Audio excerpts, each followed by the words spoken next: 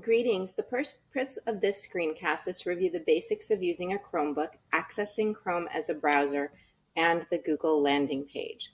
The great thing about a Chromebook is that when you log in using your school Google account, you are automatically and immediately connected to your school My Drive.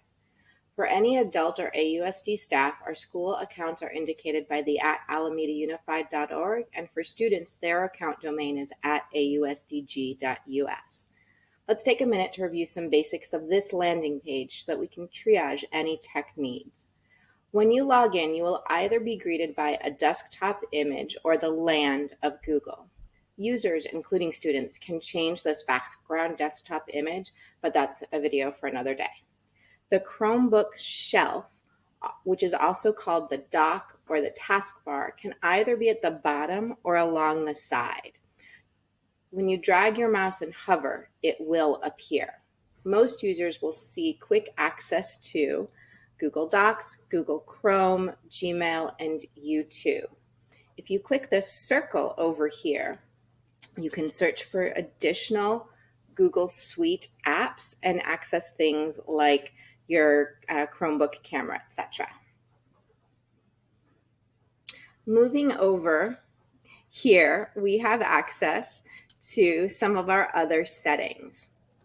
So we can see we have things like volume and brightness. We have our Wi-Fi connected, and if we're using Bluetooth, and we have some other setting gear options up here.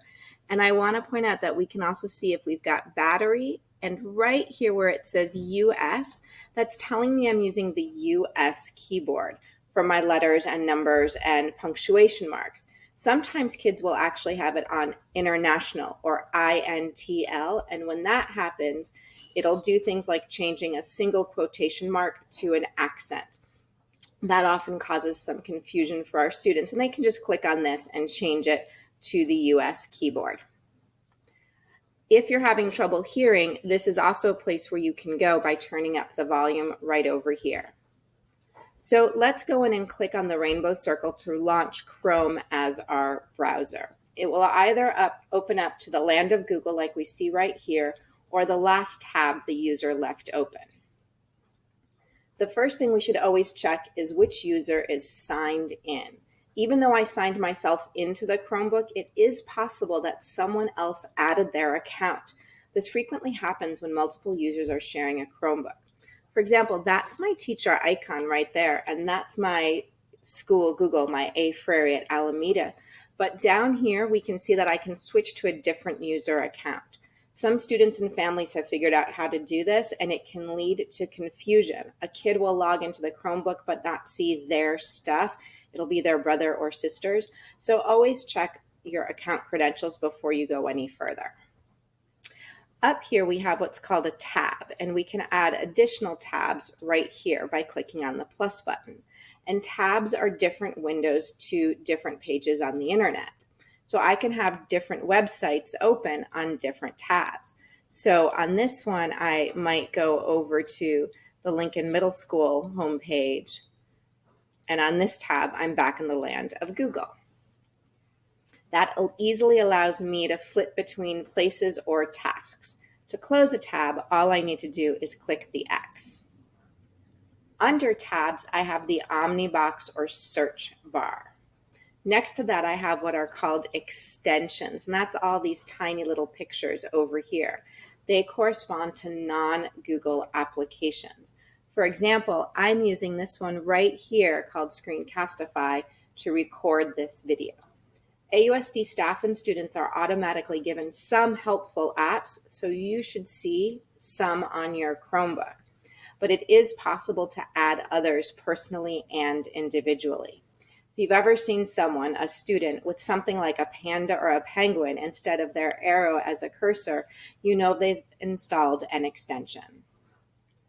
Under the omnibox or search bar is what's called the bookmark level.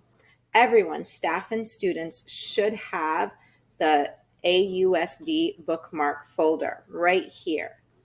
It's a little folder that has lines on it, and it's automatically pushed out by the district office. It has links to important websites like Google Classroom, Clever, etc. Staff members will have slightly different bookmarks than students, and students may have different bookmarks in this folder based on their grade level. Everyone can add additional bookmarks to the rest of the bookmark bar. You can see I have tons. When you land on a useful website, just click this empty star button right here, and it will bookmark that web page or even a specific Google file. Moving down, we're going to look in this corner again, right over here. We have a quick link to our Gmail account. For AUSD staff, that Gmail account automatically forwards to MS Outlook. So your Google Gmail will not really have anything in it beyond these two sort of welcome emails that always live there. However, students in 3rd grade and up will actually have some Gmail access.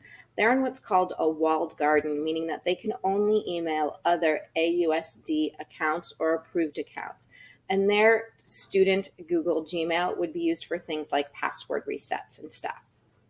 Okay, let's go back to this main tab. See how I opened another tab? There's my Gmail, and now I'm back in the land of Google. We have quick access here to Google Images if we need to find a picture. And right here, we have what's called the Google Apps Launcher. It's commonly called the Waffle. Clicking here reveals all Google apps a user has access to. Users can actually move these around. Just click and drag, and you can switch their order. Put the ones you use most frequently up towards the top. The last thing I want to go over is the actual Chromebook keyboard. Depending on the model of Chromebook you will have some special keys right at the top. And if you go to this website, it will actually give you a visual guide to what all of those special keys do. Perhaps the most useful one to know about is how to take a screenshot of something. Some Chromebooks have a little camera image in that top row, but some of our older ones require the user to press the control button and then the little button that's above the number 6 and 7. It's a square with two vertical lines right next to it. When you press those two buttons together, it'll be a screenshot for you.